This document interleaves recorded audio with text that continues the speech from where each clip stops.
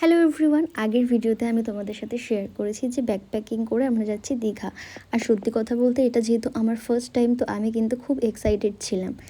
আচ্ছা চলো তোমাদের সাথে এবার শেয়ার করি যে দীঘাতে প্রথম দিনটা আমাদের কেমন কাটলো।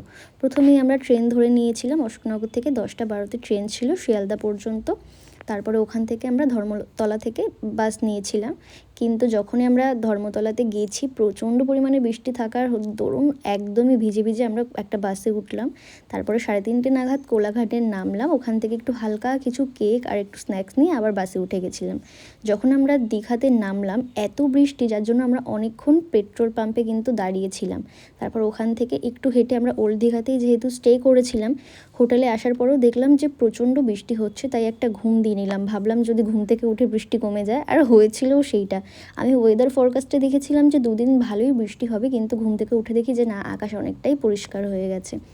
তারপর আমরা সবাই মিলে চলে গেছিলাম মোহনায়। আর যেহেতু জোয়ার ছিল সেরকম একটা ওই দিকটায় আমরা যেতে পারিনি। মোহনার ওই যে শেষ দিকে যে পাথরগুলো আছে ওখানে তো যেতেই পারিনি।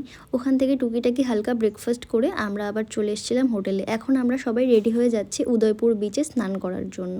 কিন্তু স্নান ওরা করবে, আমার স্নান হয়ে গেছে বলে আমি সুন্দর করে সেজে গেছি, কারণ আমাকে প্রচুর ফটো আর ভিডিও তুলতে হবে ভাই।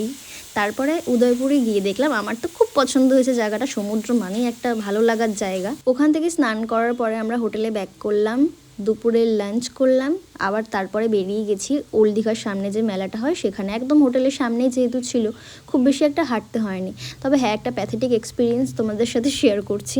আমি উদয়পুরে গিয়ে মাছ খেয়েছিলাম, যেটা আমার খুবই খুবই খুবই ভালো লেগেছিলো। তবে আমি ওল্ড দীঘাতে এসেও কিছু মাছের আইটেম ট্রাই করেছিলাম, এত বাজে খেতে, পুরো মনে হচ্ছে একটা নষ্ট মাছ দিয়ে দিয়েছে। চিংড়ি আমি বরাবর খুব ভালোবাসি, কিন্তু এই রকম চিংড়ি ভাই আমি আর ওল্ড দীঘাতে গিয়ে আর যাই হোক না কেন কোনোদিনও মাছ ট্রাই